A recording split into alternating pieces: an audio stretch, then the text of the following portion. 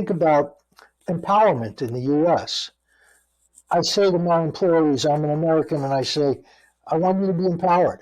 I want you to be able to do what you think is right. I want you to be an owner. I want you to do that job as if this is your company. And I think, well, that's great. That's the Western way of doing things. But that doesn't fly as well in China at first because people think it's odd. I mentioned before about the hierarchy, the Confucianist hierarchy. Why is my boss asking me to do things that maybe he should do or some other manager should do?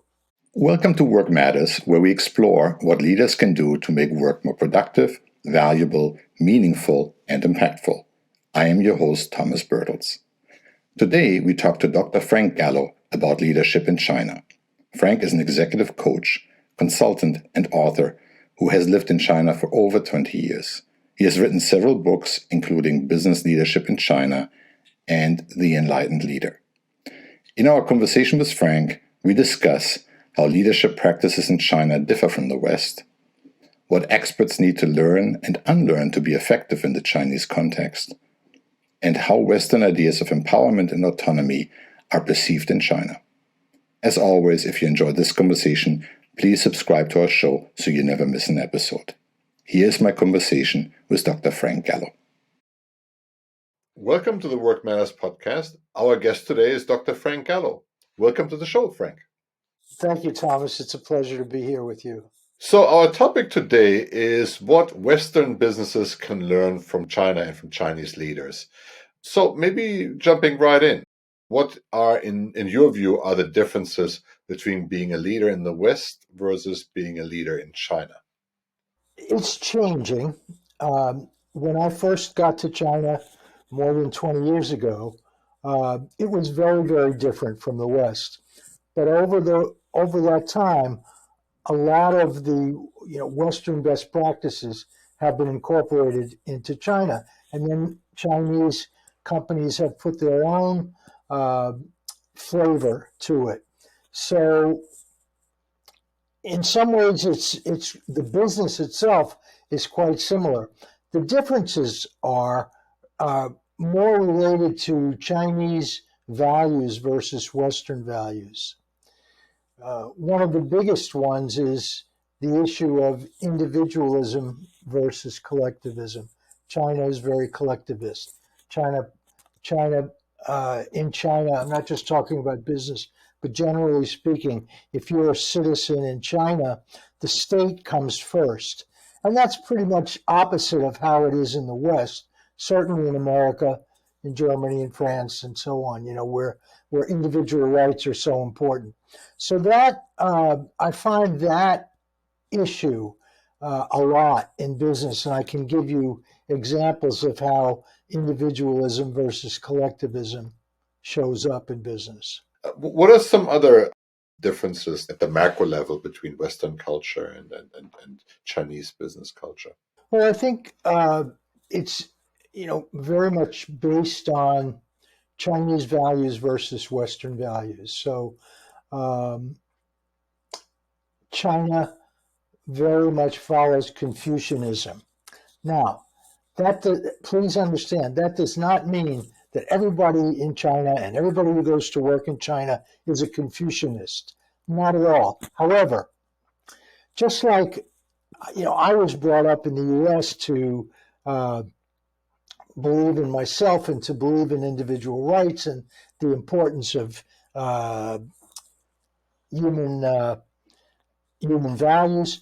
In China, there are a few values that are a little bit different from here in the U.S. or in the West. One of the biggest is harmony. It's very important in China that things are harmonized. There's a saying in Asia, it's in Japan as well as in China, about the protruding nail gets hammered down. And that's certainly the opposite of how it is here in the West, where you want to be that protruding nail. You want to stand out. You want to be somebody special. But that could be seen as being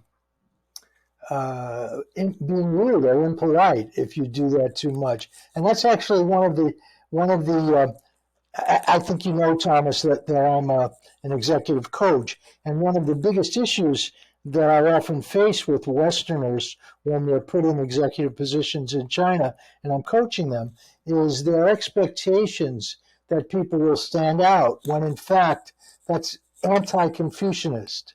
Now it's changing. I keep saying that, and I want to underscore everything that I say in this interview, that it is changing. Chinese business is becoming more and more like the West, but I don't see China changing any of its values.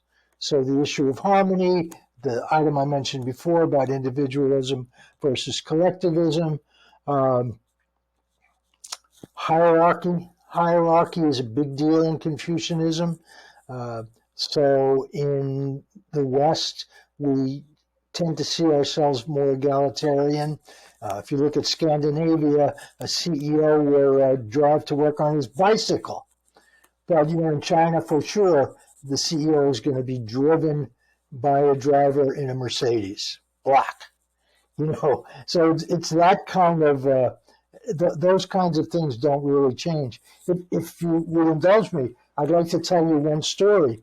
When I first got to China in 2001, I was going to be the China CEO for a fairly large international consulting firm. And so they knew I was coming, and they had a fairly new location. And so they wanted to build an office for me. And they wanted to build this huge palace, and I'm an American, and that's considered. I mean, there are people who do that, but it's not considered too cool to be so much different than the rest of the employees. Likewise, they wanted to get me this huge car, like the Mercedes, and being the Westerner going to China, I had to worry about budget and profit and loss and so on. And so my first issue when I got to China was trying to diplomatically get my team to lower the accoutrements that they were offering me. And it was a little bit weird for everybody because they thought they would be, even though I was saying this, they thought that they would be losing face because their boss wouldn't be driving in the same quality vehicle that a competitor's boss would be. When I show up at a client, they would like me to be in the right vehicle and so on. If somebody comes to the office, they'd like me to have a palatial office. So those kinds of things you learn when you go there. I think now, 2023, if a Western executive goes to China, they've probably been well briefed and they know about these kinds of things. But when I went in 2001, you had to figure that out on your own. So that was one of the many differences that I noticed in the beginning. So one of the topics that especially over the course of the last 2 or 3 years was the pandemic, right? I think has become this topic of individual flexibility and empowerment, right? People want more autonomy, and I think especially the younger generations are very vocal, right, about articulating that. How does that sort of play out in a Chinese business context? That concept of like empowering workers, right? Bringing them into sort of the design and the decision making process. So you and I discussed not too long ago this article that appeared in the Harvard Business Review uh, entitled "How Chinese Companies Are Reinventing Management," something like that. And there's this concept now in China called digitally enhanced direct autonomy, DEDA, a little odd translated into English. Now, that is a perfect example of a difference between the West and the East. The concept of that DEDA is that you will use data and IT to substitute for the bureaucrats in your Western corporate, and so you'll have access to that, and you can become more autonomous by having access to those things. Well, it seems to be working, and in that article they gave examples of Hire and Alibaba, and they were pretty successful. The teams were pretty successful, but they also point out, and it didn't surprise me, that it in some ways, when Western companies looked to see if they could apply any of that to their Western company, it was difficult. Why? Because if you're relying on a database and on a IT system and on artificial intelligence to help you make decisions going forward, you've basically taken away the autonomy of the individual. And the autonomy of the individual is replaced by the autonomy of the database. It's amazing to me. That article was really amazing because that is probably just that alone. If we didn't have anything else to talk about today, I think that alone points out a significant difference between China and the West, and certainly Chinese business in the West. If you'll indulge me again, I want to tell you another personal story. When I was in China, I've been in the U.S. for the last few years because of the pandemic. And in fact, as we're speaking in March, the Chinese government just yesterday restored the visas of guys like me. I had a 10-year visa, but it was suspended. So now I can go back, and I will be going back in a month or so. Where I lived, my work and home was in Guangzhou, which is in the south of China, not too far from Hong Kong. Not too far from my apartment is a mall, a shopping mall, just like any mall that you'd expect to see in the West. And in order to get to that mall from where I lived, you have to cross these very large streets, very large intersections, maybe 6 to 8 lanes. So it's serious, and you have to watch the light and be careful. And you have to cross twice to get there. Well, just as I was leaving, so this was 3 years ago, it was pre-COVID, they put up these huge screens on the corners, and you could see people crossing the street. If I crossed against the light, or if I was breaking the law, my face popped up on the screen for all the world to see. And in some cases, if I were Chinese and I could be facially identified, they would even have my ID number and my name. Now that's an example of how China is using data to, I don't want to say control the society, but to manage the society. And we see those kinds of things in China. Thomas, I've got a direct business story from a client of mine. This company is a very well-known Western company. It's a multinational company. And the person I was coaching was the head of the customer service department for China. And so what they were doing there, because of the pandemic, and everybody was working from home, they were using AI data, somehow monitoring people's computers because they were working from home. So now everybody was monitored by this data system, right? Just like the guy who crosses the street against the red light and gets his picture put up, same thing was happening. And this is just 2022. So then this person who I was working with was asked to, it was successful. So he was asked to introduced that uh, in America, even though he worked in China. Oh my God! I mean, you can imagine how that was received. So they couldn't do it. They couldn't do so the primary way of managing employees in China was successful in China. They tried to apply it in America, and it was busted. No way, couldn't do it. So I think those are some examples of how autonomy is coming from someone other than the individual.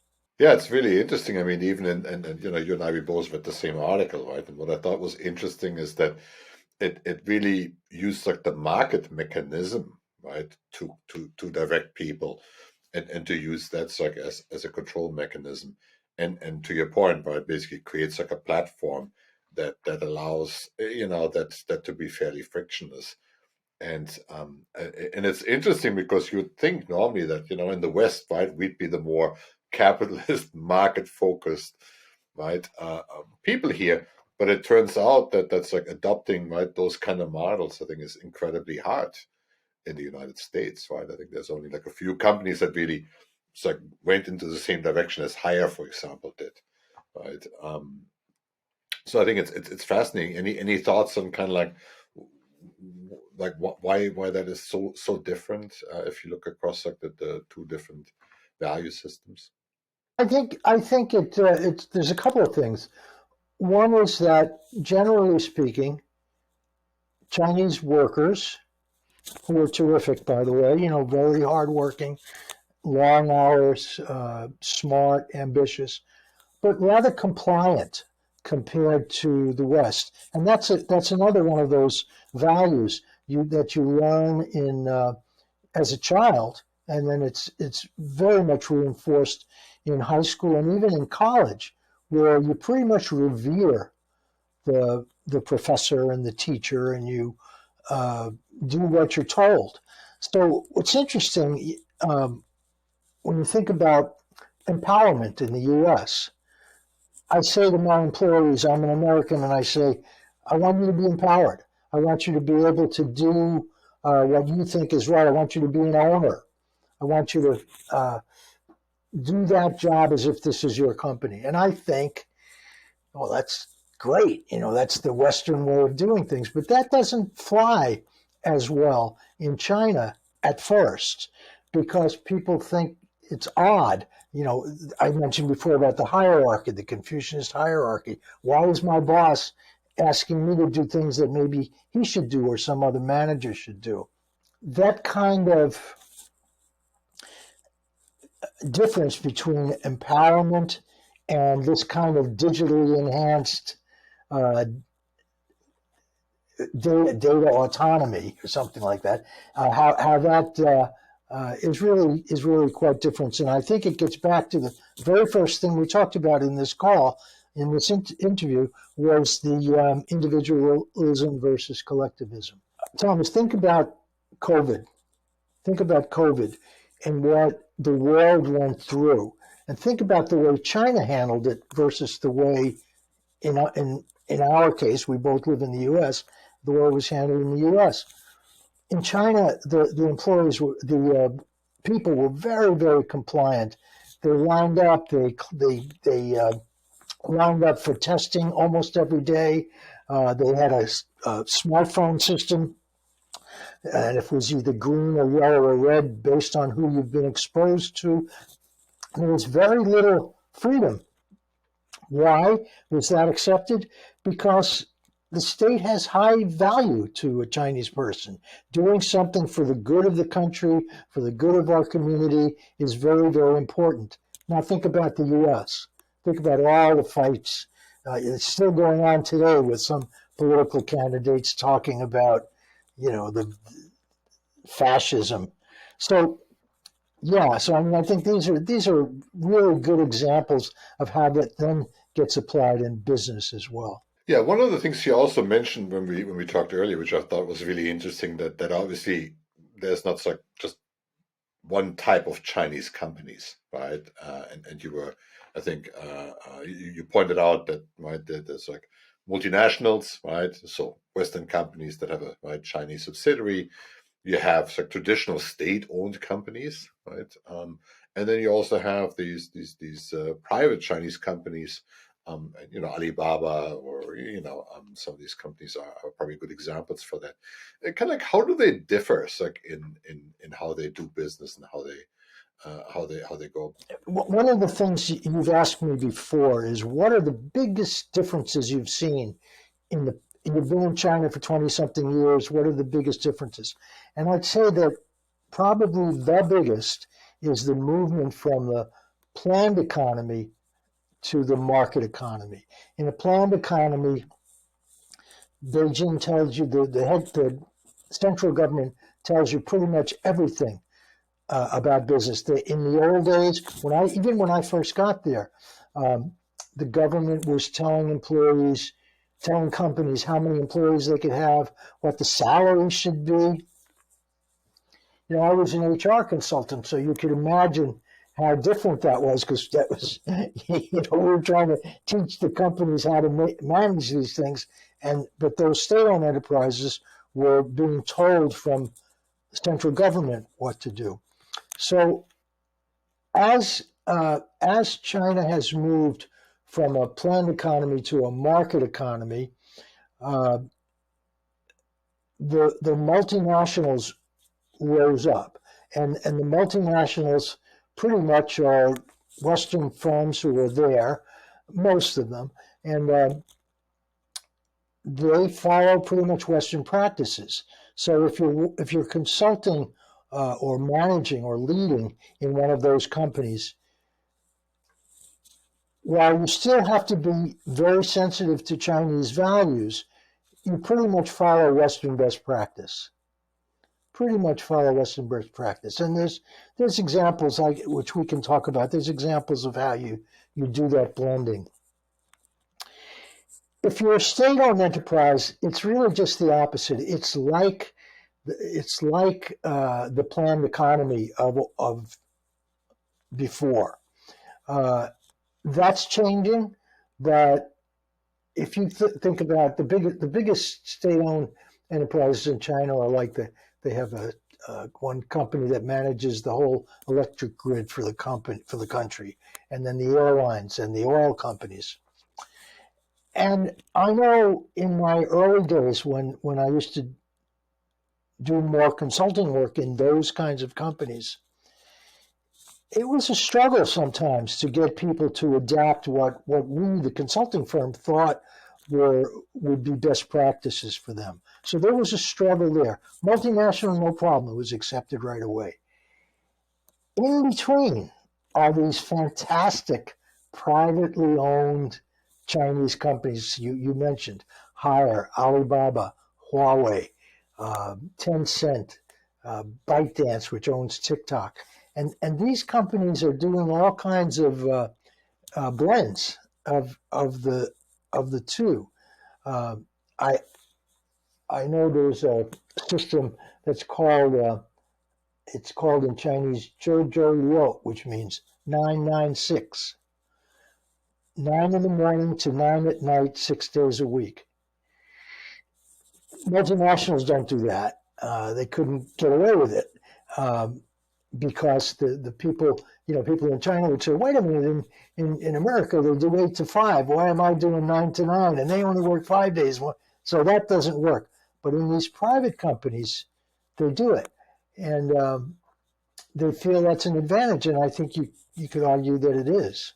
I know it's probably, as a practice, is maybe declining in China, right? But initially, I think a lot of these multinationals, as they open up their local subsidiaries, right, sent, right, Western managers over to manage those operations. And I know, right, that part of your work, you're coaching people that come to China to do business in China, right, manage an operation there. Um, and so, right, you've seen probably a lot of things, right? But what are some of the issues that trip people up doing business in China, right? They were successful in Europe, they were successful in the States. Now that they're in China, what's that gets in the way of them being successful in that cultural context? What have you seen?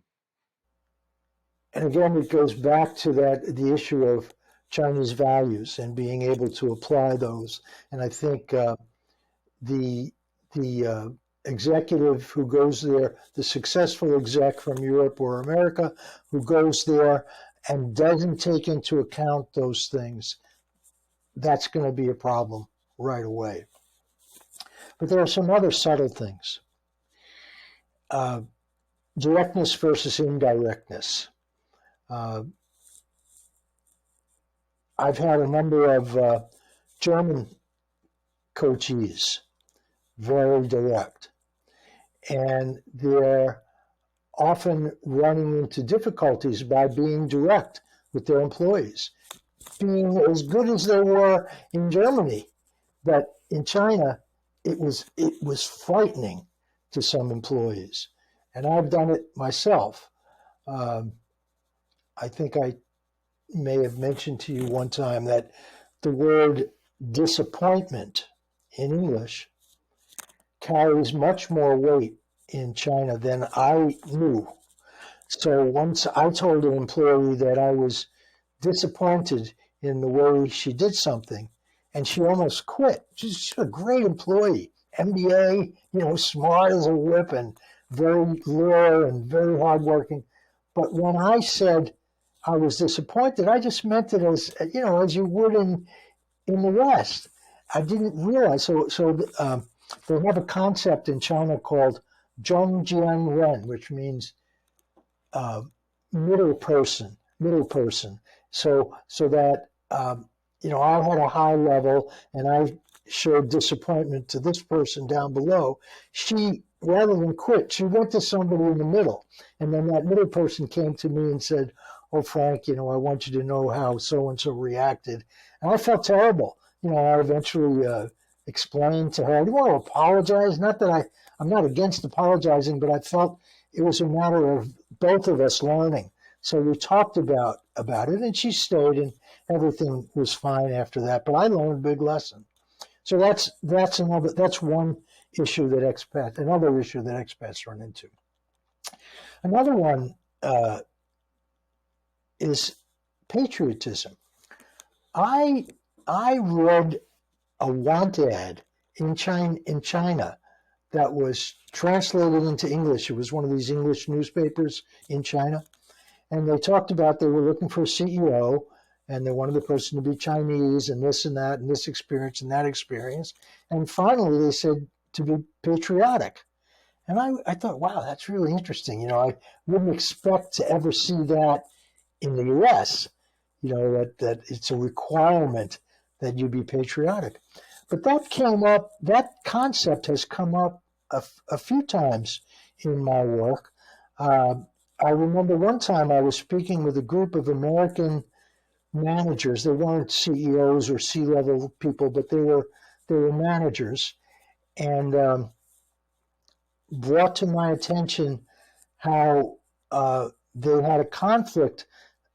It was a conflict for them managing employees who seemed to take China over the company. Is that kind of inbred patriotism, and it isn't like spying. It's just that China is the state. China comes first, which explains, whenever I read a story about a Chinese executive or a Chinese professor in MIT or Harvard, who somehow gets busted for giving some stuff to the Chinese government, I think about it and say, well, it's according to U.S. law, it's spying, but according to Chinese culture, you want to improve China. That's the most important thing to you. So I'm not taking a position on that. I'm just pointing out how that has a lot of cultural background besides legal. And then I guess another one I would just add, another thing that expat leaders sometimes run into is the issue of hierarchy. I've already talked about when I went there and how my team wanted to treat me. But little subtle things. If if we walk into a room, into a meeting in New Jersey, and when the meeting's over, people just get up and leave. In China, generally, the senior person leaves first. Nobody walks out ahead of them, and they follow that order. That's not 100%. So I don't want any Chinese purists to complain to you and say, oh, that doesn't happen. But it does. It doesn't happen 100% of the time, but it does. And if it doesn't, I think people are still aware of it. So you're a Westerner, and you go to and you're an exec, and you have this meeting with your team, and the meeting is over, and nobody leaves until you do, or vice versa. You're an engineer, and you're not hot, you're not the top, and you walk out when the meeting's over. You run out before anybody else does. Those are considered rude, and they get in the way of comfortable relations in the company. It's a very different view of the world. And I mean, here, I think in the West, we have like this notion that, or at least like in some cases, right, there's this idea that, like you have these, right, entrepreneurial people at the bottom of the organization have all these great ideas, right? And so, right, our job is to really, right, in a servant leadership model, right, bring those ideas to fruition and create a platform for people to thrive, right? And so we're putting, I guess, the individuals like a little bit on that pedestal, and it's kind of like the polar opposite in China. It sounds like. So it makes me think about like how as an organization do you sort of tap into kind of like what the ideas that people have, or yeah, how does that play out in the real world? For example, continuous improvement, right? How do you get employees to really take ownership for this, bring the ideas to the table, make the processes or the way work gets done better? How does that play out in China? Again, if you keep in mind those three different types of company, and if we're talking about either the private Chinese company or the multinational company, I think it's quite similar. I think people can understand why we're doing something, and if you're a good exec and you do understand how something might impact a Chinese person versus the way it would be received in the West, then I think you can go ahead and do any of these best practices. But there are some examples, like I read about this company that was in the diesel industry, and they went to China and they wanted to invest in diesel equipment. I think they wanted to invest $5 billion, some enormous amount of money. They just couldn't get approval from the government. They couldn't get approval. And then they changed their argument after months and months of negotiating. They changed their argument from, hey, come on, I'm giving you $5 billion. You can use it to hire people, and it's great for the economy. They changed it to, look, if you enhance your diesel operations in China, you are going to contribute to the environment. You're going to contribute to the energy efficiency of the country. It'll mean so many jobs and so on. In other words, if you put the value, the benefit to China in there, as opposed to the benefit to the company, it's a much better argument. That's an example of how you blend the two. I remember a case where it doesn't happen so much now, but when I first got there was a lot of bribery. It's a lot of I would call it bribery, but sometimes the Chinese would just call it gift giving. But I mean, we're not talking about giving somebody a bowl of food or mooncakes. We're talking about a color TV. Or I had in my early days as an HR consultant, somebody say to me, if you can work out the compensation system so that I get a raise, I'll get. I don't know what he offered me, but he offered me some crazy bribe.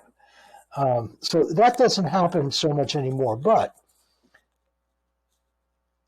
it still was part of the culture of relationships, right? This Chinese culture that you may have heard the term guanxi, which is mutual relationships, and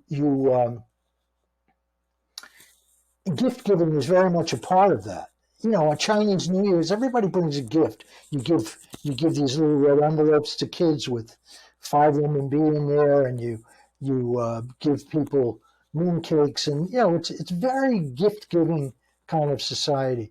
So all of a sudden, you're telling your employees you can't do that. So intellectually, the employee can understand that, but what they might not understand yet is how do I, what do I do if a supplier offers me a bribe? What do I do? Do I just cross my arms and say no, and then potentially offend them for not accepting their gift? So I remember this case where the company had to introduce training for people in the purchasing department as to how to turn down these offers and meet corporate compliance. That's fascinating. So one other concept you mentioned when we were talking is the idea of customer sacrifice. Can you say a few things about that?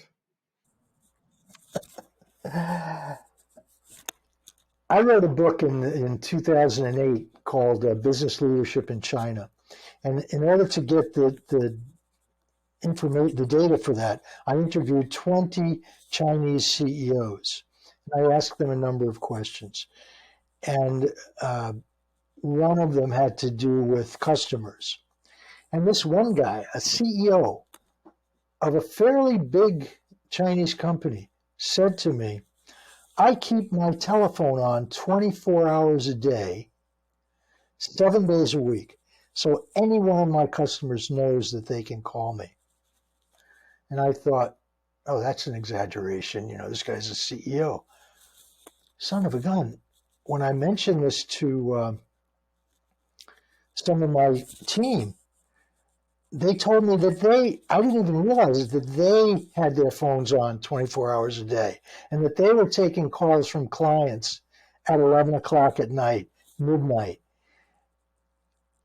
And I was struggling because I don't want my workers, my team, to have to do that. On the other hand, I don't want people to violate Chinese custom. So we had to work out our own ground rules and what to tell clients, how to do it in a diplomatic way, uh, and so that people wouldn't lose face. But I remember this one time I had a woman who worked for me who was going to, she had an appointment to do something about she was applying for a PhD, something about going and interviewing for the PhD. And this client knew that, but he wanted her to go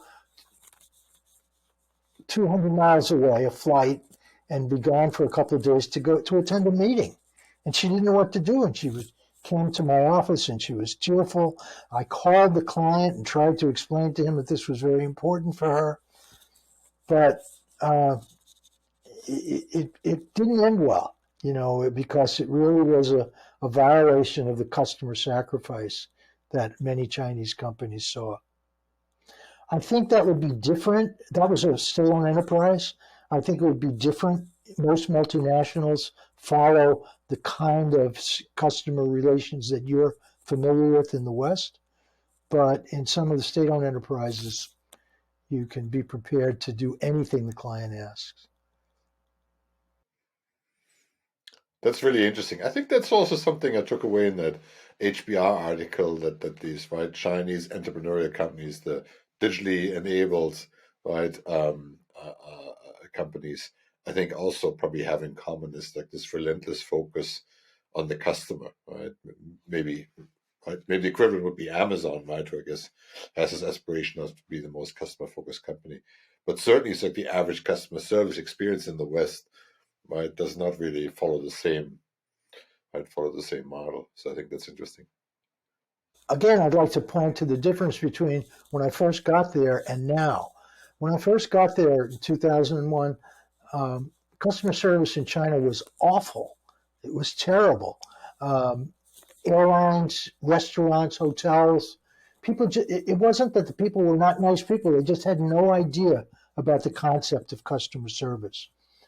I remember one of my first Chinese teachers, who was a little bit younger than me, but she was telling me about the 50s and the 60s in China. And you'd go to a restaurant, and to get a waiter or waitress to come to you, you'd have to yell, "Comrade, comrade, comrade." You had to be the loudest person to get them to come and provide service. Well, that has changed. And I would challenge you, Thomas. I don't know if you've flown on Air China or China Eastern Airlines. The service that you get on those airlines is just as good as Singapore or Emirates or some of the best airlines that we have in the world. So they have made an enormous change in customer service. I mean, this is obviously like a difficult, or this might be a hard question, but obviously China has changed a lot, right? From a planned economy, right, 20, 30 years ago to where they are now, just an economic powerhouse, right? Do you have like any prediction as like where this will go and how this might evolve further? Well, it is a difficult question because of what's going on right now in China and the way China has become a bit of a pariah around the world. They've been losing some business. I'm not sure how much they'd be willing to bend. But I think if you talk to Chinese people, they're still quite optimistic. And I mean, when I first got there, a lot of the Chinese execs, they looked up to me as an American, a Western consultant with a PhD and real high level stuff to them, and they listened to every word I said. But over the years, that's changed, and I think there's a strong element of, if you will, nationalism. I talked about patriotism before, but nationalism, that China really can do these things better. So I think in the Chinese mindset, they're seeing themselves as becoming the business leader of the world. I don't know if that's going to happen, and you can read all opinions of that depending on whose book you pick up. But I don't think they're going anywhere. I don't think I don't think that it's going to be that they're going to be falling out of the sky. Remember in the 70s how people were concerned about people in the West were concerned about Japan, and how Japan was growing and Japan was buying up all this property in the U.S. and so on. Well, that kind of fizzled out, didn't it? I mean, Japan is still an ally, but it's not the dynamo that people thought it was going to be. So I've read that's what's going to happen in China. We'll see. Interesting. Wonderful. Frank, first of all, thank you so much for coming on the show, and wishing you all the best on your return to China, right, in a few weeks. And yeah, thanks again for sharing your insights into what Western businesses can learn from Chinese and Chinese leadership, and also, right, some of the things to watch out for. So thank you so much. You're very welcome. I enjoyed our discussion, and we'll do it again sometime.